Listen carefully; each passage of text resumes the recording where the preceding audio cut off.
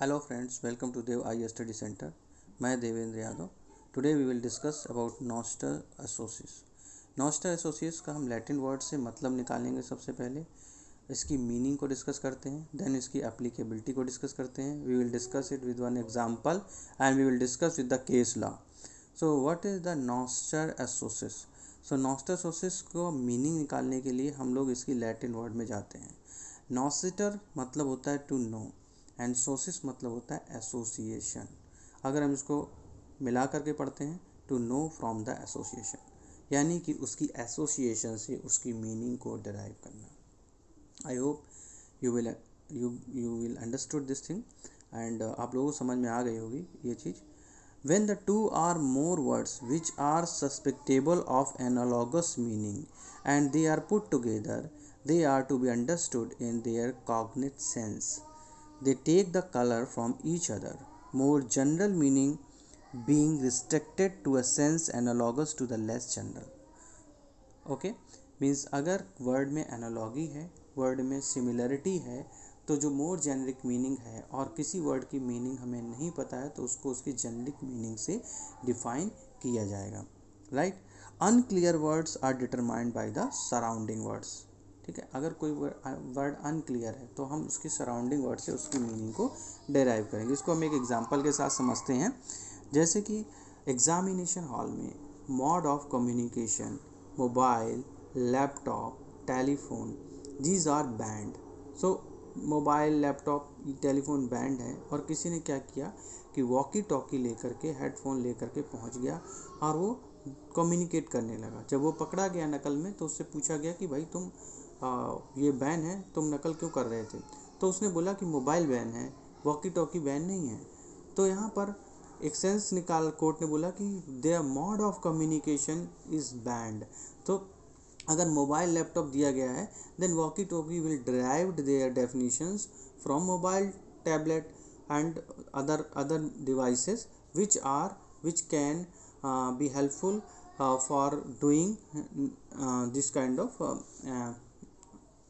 of illegal things, like आप examination hall में नकल करने के लिए अगर उसका यूज़ करना चाहते हो, then this is band. Right.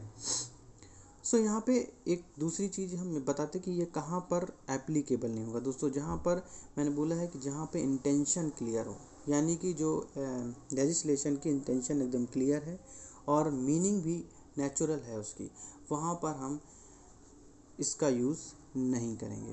We will not use this noscitur associates. ठीक है. Now will come to the case law. हम इसको एक केस लॉ से समझते हैं. Alamgir versus state of Bihar. इसमें डिटेन्ड वर्ड का यूज़ किया गया है, यानी सेक्शन 498 के अंतर्गत इसमें किसी को डिटेन करने पे 2 साल की पेनल्टी लग सकती है, 2 साल की कैद हो सकती है.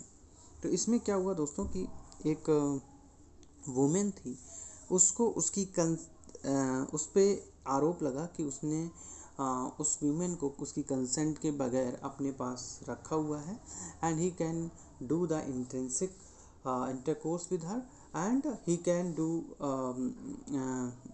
And that's why he is penalized for that. तो उसकी इस इंटेंशन को, यानी कि इस डिटेंशन को चैलेंज किया गया. सो तो अपीलेंट था जिसने चैलेंज किया.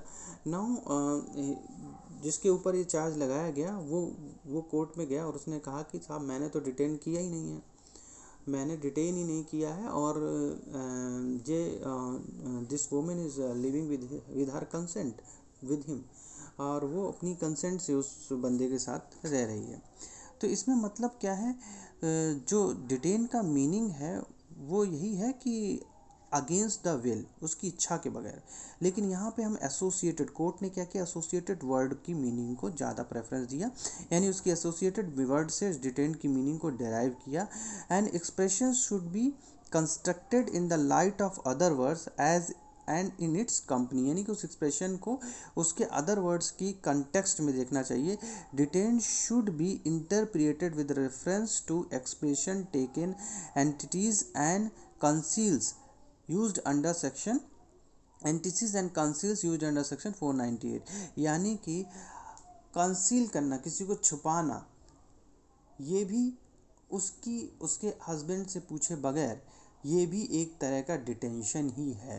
तो उसमें उसको डिटेंशन वर्ड पे उसको स्ट्रिक्ट डिटेंशन वर्ड पे उसको रिलीफ नहीं दिया गया एंड उसको ये माना गया this is hampering, this is उसने उसके हस्बैंड के राइट्स को वायलेट किया है और हस्बैंड का राइट यहाँ पे सफ़र हो रहा है, हर हस्बैंड को सफ़र हो रहा है। Then that was detention without the consent of this detention is without the consent of husband.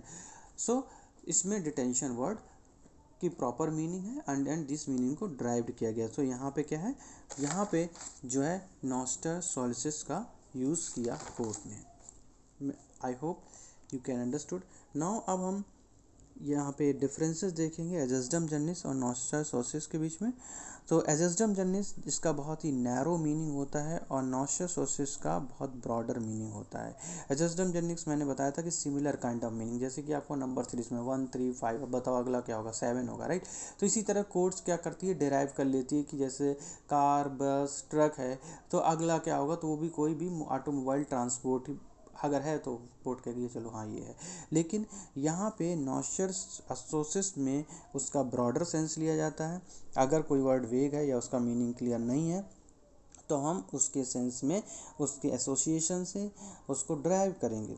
Now it is different, ejusdem generis is for the nearby and noscitur sociis means context of the whole phrase. हम whole phrase के context को यहाँ पे देखेंगे। यहाँ पे एजेस्डम जर्निस जो है जनरल टर्म में यूज़ किया जाता है और नॉस्टर सोसिस जहाँ पे क्वेश्चनेबल हो, जहाँ पे क्वेश्चन अराइज होता है वहाँ पे यूज़ किया जाता है। जैसे कि जनरल टर्म में कार ट्रक बस है तो ऑटोमोबाइल में नेक्स्ट कौन सा होगा, या ऑटोमोबाइल व्हीकल जो रोड पे चलते हैं वही होगा।